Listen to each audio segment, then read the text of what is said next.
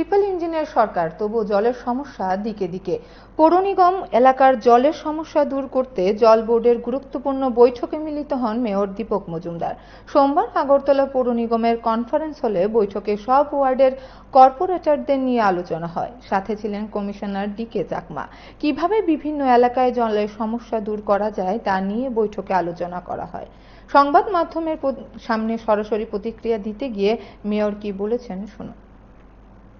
আলোচনা হয়েছে কি কি এই সমস্যা দূরীকরণের স্টেপ নেওয়া।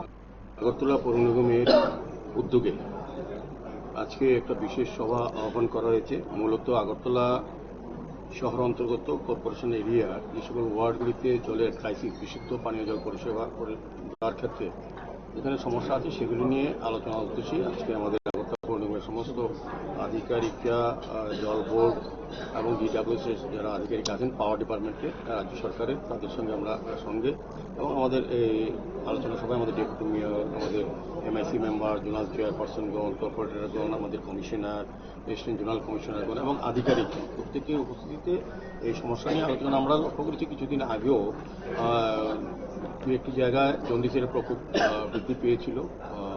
যাই হোক, সেই ব্যাপারেও আলোচনা হয়েছে এবং বিশেষ করে আগরতলা শহর এলাকায় যাতে জনগণ পরিশুদ্ধ পানীয় জল তাদের সরবরাহ করা যায় সেই বিষয়গুলি নিয়ে আলোচনা হয়েছে এবং কী কী সমস্যা সেগুলি জেনে পরবর্তী সময় সেই সমাধান করার লক্ষ্যে কিছু সিদ্ধান্ত গ্রহণ করা হচ্ছে।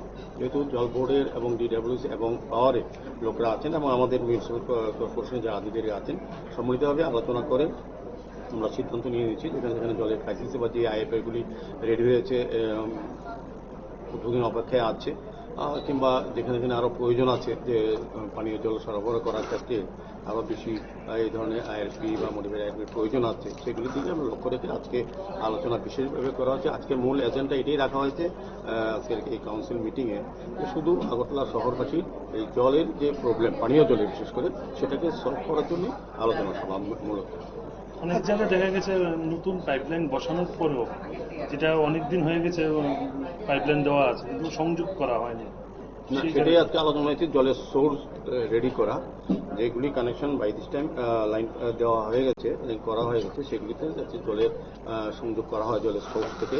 আমরা 47টা নতুন আইপি জল বোর্ড সহ আমরা করেছি, 25টা অলরেডি কমপ্লিটেড, জাস্ট মাননীয় মুখ্যমন্ত্রীর হাত ধরে এটা কিছুদিনের মধ্যে আমরা জনগণের ব্যবহারের জন্য উন্মুক্ত করে দেবো। আর বাকিগুলো কাজ চলছে পুরোদমে। আমার বিশ্বাস আগামী কয়েক মাসের মধ্যে অনেক জায়গায় আমরা এই কাজটা কিছু কিছু ক্ষেত্রে আমাদের যেখানে দাবি আছে বা সমস্যা আছে, যেসব ওয়ার্ডে আইপি করার জন্য জায়গারও কিছু সমস্যা আছে, তো সেগুলি আমরা খতিয়ে দেখছি যে অন্য কোনো জায়গায় করে ওই এলাকাটা কভার করতে হয় কিনা।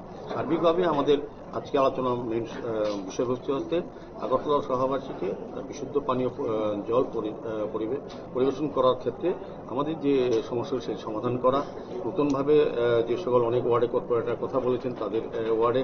তবে একটা জিনিস খুব ভালো লেগেছে যে আমাদের 2018-এ আমাদের সরকার আসার আগে এবং পরবর্তী সময় 2021-এ আমাদের পৌর নিগম গঠন হওয়ার পর, আমরা দায়িত্ব নেওয়ার পর, আগে শহরে যে জলের ক্রাইসিস ছিল বা সমস্যা ছিল সেগুলো থেকে অনেকে বিভিন্ন কর্পোরেটর বলেছেন ওনাদের ওয়ার্ডে 90% অলরেডি কাজ কমপ্লিট হয়ে গেছে, মানুষ জল পাচ্ছেন। কোথাও কোথাও সমস্যা আছে, আমি রামনগর এলাকা কিছু কিছু জায়গায় বলবো, এখানেও কৃষ্ণনগর এলাকাতে কিছু কিছু জলের ক্রাইসিস আছে, সেগুলি কিন্তু অলরেডি আমাদের আইপি রেডি হয়ে গেছে, সাপ্লাই লাইন রেডি হয়ে গেছে, এখন টেস্টিং চলছে।